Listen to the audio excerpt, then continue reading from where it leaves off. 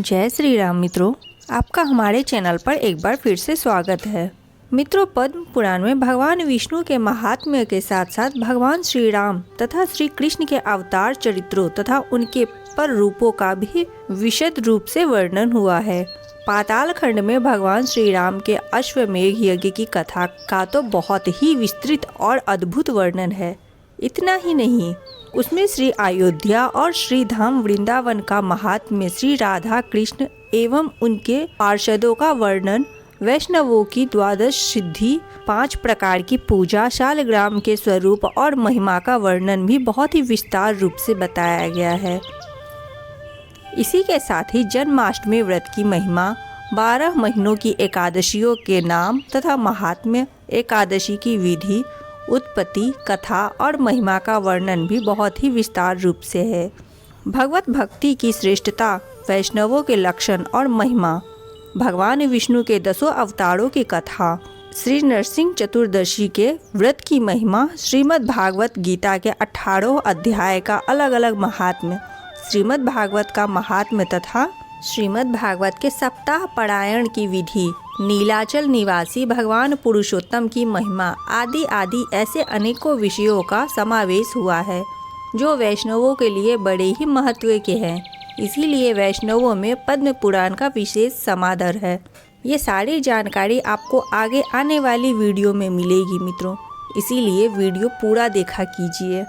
साथ ही अब तक यदि इस चैनल को सब्सक्राइब नहीं किया है तो कृपया करके सब्सक्राइब कर दें और वीडियो को लाइक अवश्य करें। पिछले वीडियो में हमने सृष्टि खंड के 7वें अध्याय का श्रवण किया था, देवता, दानव, गंधर्व, नाग और राक्षसों की उत्पत्ति का वर्णन। इस वीडियो में हम सृष्टि खंड के 8वें अध्याय का श्रवण करेंगे, मरुद्विग्नों की उत्पत्ति, भिन्न भिन्न समुदाय के राजाओं तथा 14 मनवंतरों का वर्णन। तो आइए मित्रों, हम श्री हरि का स्मरण करते हुए कथा का प्रारंभ करते हैं। भीष्म जी ने पूछा, ब्राह्मण, दीति के पुत्र मरुद्विग्नों की उत्पत्ति किस प्रकार हुई? वे देवताओं के प्रिय कैसे हो गए? देवता तो दैत्यों के शत्रु है, फिर उनके साथ मरुद्विग्नों की मैत्री क्यों कर संभव हुई? पुलस्त जी ने कहा, भीष्म, पहले देवासुर संग्राम में भगवान श्री विष्णु और देवताओं के द्वारा अपने पुत्र पौत्रों के मारे जाने पर दीति को बड़ा शोक हुआ।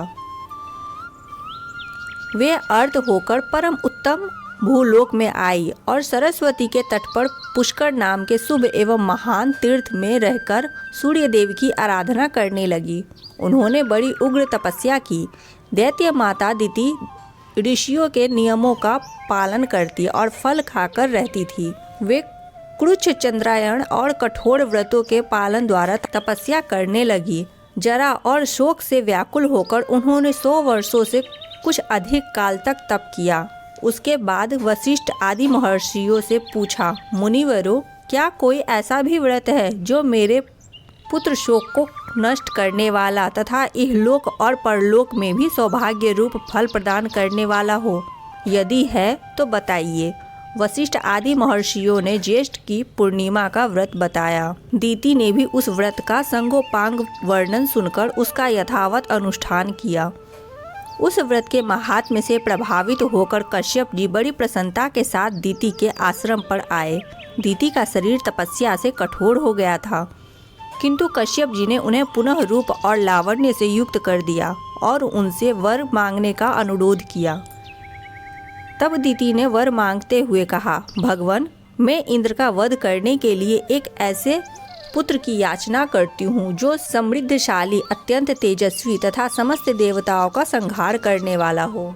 कश्यप ने कहा, शुभे, मैं तुम्हें इंद्र का घातक एवं बलिष्ठ पुत्र प्रदान करूंगा। तत्पश्चात कश्यप ने दीति के उदर में गर्भ स्थापित किया और कहा, देवी, तुम्हें 100 वर्षों तक इसी तपोवन में रहकर इस गर्भ की रक्षा के लिए यत्न करना चाहिए। गर्भिणी को संध्या के समय भोजन नहीं करना चाहिए तथा वृक्ष की जड़ के पास न तो कभी जाना चाहिए और न ठहरना ही चाहिए। वह जल के भीतर न घुसे, सूने घर में न प्रवेश करे, बाबी पर खड़ी न हो, कभी मन में उद्वेग न लाए, सूने घर में बैठकर नख अथवा राख से भूमि पर रेखा न खींचे, न तो सदा अलसाकर पड़ी रहे और न अधिक परिश्रम ही करे। भूसी, कोयले, राख, हड्डी और खपड़े पर न बैठे, लोगों से कलह करना छोड़ दे, अंगड़ाई न ले, बाल खोलकर खड़ी न हो और कभी भी अपवित्र न रहे, उत्तर की ओर अथवा नीचे सिर करके कभी न सोए, नंगी होकर उद्वेग में पड़कर और बिना पैर धोए भी शयन करना मना है, अमंगल युक्त वचन मुंह से न निकाले, अधिक हंसी मजाक भी न करे, गुरुजनों के साथ सदा आदर का बर्ताव करे, मांगलिक कार्य में लगी रहे, सर्वौषधियों से युक्त जल के द्वारा स्नान करे, अपनी रक्षा का प्रबंध करे, गुरुजनों की सेवा करे और वाणी से सबका सत्कार करती रहे, स्वामी के प्रिय और हित में तत्पर रहकर सदा प्रसन्न मुखी बनी रहे, किसी भी अवस्था में कभी पति की निंदा न करे। यह कहकर कश्यप जी सब प्राणियों के देखते ही देखते वहाँ से अंतर ध्यान हो गए। तदनंतर पति की बातें सुनकर दीति विधि पूर्वक उनका पालन करने लगी। इससे इंद्र को बड़ा भय हुआ। वे देवलोक छोड़कर दीति के पास आए और उनकी सेवा की इच्छा से वहाँ रहने लगे। इंद्र का भाव विपरीत था। दीति का छिद्र ढूंढ रहे थे। बाहर से वो उनका मुख प्रसन्न था, किंतु भीतर से वे भय के मारे विकल थे। वे ऊपर से ऐसा भाव जताते थे मानो दीति के कार्य और अभिप्राय को जानते ही न हो, परंतु वास्तव में अपना काम बनाना चाहते थे। तदनंतर जब 100 वर्ष की समाप्ति में 3 ही दिन बाकी रह गए, तब दीति को बड़ी प्रसन्नता हुई। वे अपने को कृतार्थ मानने लगी तथा उनका हृदय विस्मय विमुग्ध रहने लगा। उस दिन वे पैर धोना भूल गई और बाल खोले हुए ही सो गई। इतना ही नहीं, निद्रा के भार से दबी होने के कारण दिन में उनका सिर कभी कभी नीचे की ओर हो गया। यह अवसर पाकर सचिपति इंद्र दीति के गर्भ में प्रवेश कर गए और अपने वज्र के द्वारा उन्होंने गर्भस्थ बालक के 7 टुकड़े कर डाले। तब वे 7 टुकड़े सूर्य के समान तेजस्वी 7 कुमारों के रूप में परिणत हो गए और रोने लगे। उस समय दानव शत्रु इंद्र ने उन्हें रोने से मना किया तथा पुनः उनमें से एक एक के 7 टुकड़े कर दिए। इस प्रकार 49 कुमारों के रूप में होकर वे जोर जोर से रोने लगे। तब इंद्र ने माँ रुद्र मत रो ऐसा कहकर उन्हें बारंबार रोने से रोका और मन ही मन सोचा कि ये बालक धर्म और ब्रह्मा जी के प्रभाव से पुनः जीवित हो गए हैं। इस पुण्य के योग से ही इन्हें जीवन मिला है। ऐसा जानकर वे इस निश्चय पर पहुँचे कि यह पौर्णमासी व्रत का फल है। निश्चय ही इस व्रत का अथवा ब्रह्मा जी की पूजा का यह परिणाम है कि वज्र से मारे जाने पर भी इसका विनाश नहीं हुआ। ये एक से अनेक हो गए और फिर भी उदर की रक्षा हो रही है। इसमें संदेह नहीं कि ये अवध्य है, इसीलिए ये देवता हो जाए। जब ये रो रहे थे उस समय मैंने इन गर्भ के बालकों को माँ रुद्र कहकर चुप कराया है, इसीलिए ये मरुत नाम से प्रसिद्ध होकर कल्याण के भागी बने। ऐसा विचार कर इंद्र ने दीति से कहा, माँ मेरा अपराध क्षमा करो, मैंने अर्थशास्त्र का सहारा लेकर यह दुष्कर्म किया है। इस प्रकार बारंबार कहकर उन्होंने दीति को प्रसन्न किया और मरुदगड़ों को देवताओं के समान बना दिया।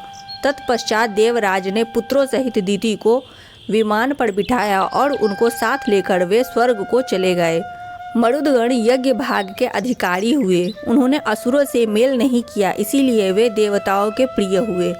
भीष्म जी ने कहा, ब्राह्मण आपने आदि सर्ग और प्रतिसर्ग का विस्तार के साथ वर्णन किया, अब जिनके जो स्वामी हो उनका वर्णन कीजिए। पुलस्त जी बोले, राजन जब पृथु इस पृथ्वी के संपूर्ण राज्य पर अभिषिक्त होकर सबके राजा हुए, उस समय ब्रह्मा जी ने चंद्रमा को अन्न, ब्राह्मण, व्रत और तपस्या का अधिपति बनाया। हिरण्यगर्भ को नक्षत्र, तारे, पक्षी, वृक्ष, झाड़ी और लता आदि का स्वामी बनाया। वरुण को जल का, कुबेर को धन का, विष्णु को आदित्यों का और अग्नि को वायु का अधिपति बनाया।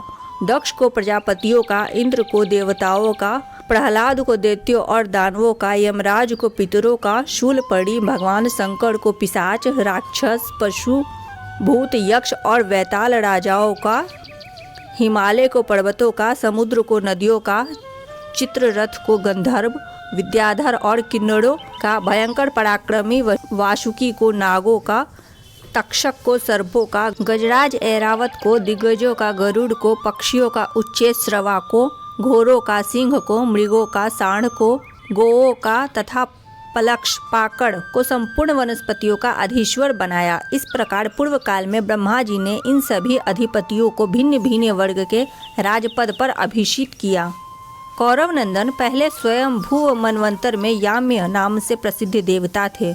मरीचि आदि मुनि भी तर्षि माने जाते थे। अग्निर्ध, अग्निबाहु, विभु, सवन, ज्योतिष्मान, घृतिमान, हव्य, मेघा, मेघातिथि और वसु ये 10 स्वयं मनु के पुत्र हुए, जिन्होंने अपने वंश का विस्तार किया। ये प्रतिसर्ग की सृष्टि करके परम पद को प्राप्त हुए। यह स्वयं भू मनवंतर का वर्णन हुआ। इसके बाद स्वरोचित मनवंतर आया। स्वरोचिस मनु के 4 पुत्र हुए, जो देवताओं के समान तेजस्वी थे। उनके नाम है नभ, नभस्य, प्रसूति और भावन। इनमें से भावन अपनी कृति का विस्तार करने वाला था। दत्तात्रेय, अत्रि, च्यवन, स्तंबर, प्राण, कश्यप और बृहस्पति ये 7 सप्तऋषि हुए। उस समय दूषित नाम के देवता थे। हविंद्र, शिकृत, मूर्ति, आप और ज्योतिरथ ये वशिष्ठ के 5 पुत्र ही स्वरोचिस मनवंतर में प्रजापति थे। यह द्वितीय मनवंतर का वर्णन हुआ। इसके बाद औतम मनवंतर का वर्णन करूँगा। तीसरे मनु का नाम का औतमी। उन्होंने 10 पुत्र उत्पन्न किए, जिनके नाम है ईश, उर्ज, तनुज, शुचि, शुक्र, मधु, माधव, नभस्य, नभ तथा सह। इनमें यह सबसे छोटा था। ये सब के सब उदार और यशस्वी थे। उस समय भानुसंज्ञक देवता और उर्ज नाम के सप्तऋषि थे। कौक, भिंडी, कुतुंड, दलभ्य, शंख, प्रवाहित, मित और शमित ये 7 योग्यवर्धन ऋषि थे। चौथा मनवंतर तामस के नाम से प्रसिद्ध है। उसमें कवि, पृथु, अग्नि, उक्पी, कपि, जन्य तथा थामा ये 7 मुनि ही सप्तऋषि थे। शाद्यगण देवता थे। अक्लमश, तपोधनवा, तपोमूल, तपोधन, तपोराशि, तपस्य, सुतपस्य, परंतप, तपोभागी और तपोयोगी ये 10 नामक मनु के पुत्र थे, जो धर्म और सदाचार में तत्पर्य तथा अपने वंश का विस्तार करने वाले थे। अब 5वें रैवत मनवंतर का वृत्तांत श्रवण करो। देवबाहु, सुबाहु, पर्जन्य, सौमप, मुनि, हिरण्यरोमा और सप्ताशव ये 7 रैवत मनवंतर के सप्तऋषि माने गए हैं। भूतराजा तथा प्रकृति नाम वाले देवता थे तथा वरुण, तत्वदर्शी, चितिमान, हव्यप, कवि, मुक्त, निरुत्सुक, सत्व, विमोन और प्रकाशक ये 10 रेवत मनु के पुत्र हुए, जो धर्म, पराक्रम और बल से संपन्न थे। इसके बाद चाक्षुष मनवंतर में भृगु, सुदामा, विरज, विष्णु, नारद, विवस्वान और अभिमानी ये 7 सप्तऋषि हुए। उस समय लेख नाम से प्रसिद्ध देवता थे।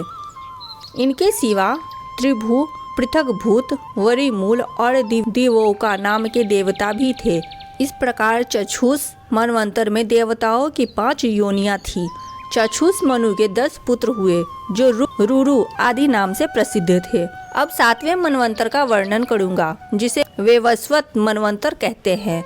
इस समय वैवस्वत मनवंतर ही चल रहा है। इसमें अत्रि, वशिष्ठ, कश्यप, गौतम, योगी, भरद्वाज, विश्वामित्र और जमदग्नि ये 7 ऋषि ही सप्तऋषि है। ये धर्म की व्यवस्था करके परम पद को प्राप्त होते हैं। अब भविष्य में होने वाले सावर्ण्य मनवंतर का वर्णन किया जाता है। इस समय अश्वत्थामा, त्रिश्यभृंग, कौशिक्य, गालव, सतानंद, कश्यप तथा परशुराम ये सप्तऋषि होंगे।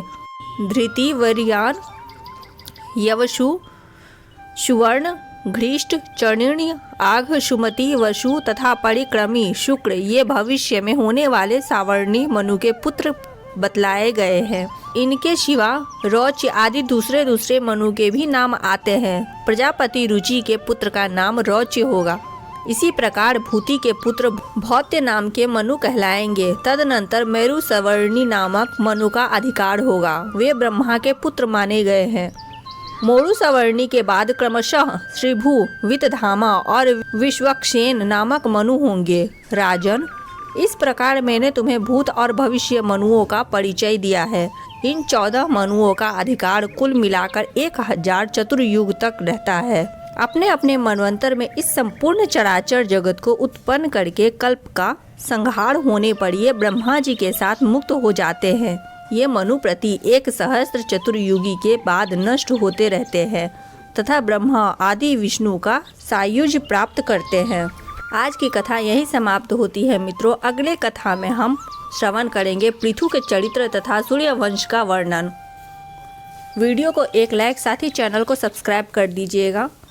अब मिलते हैं अगले वीडियो में, तब तक के लिए जय सिया राम।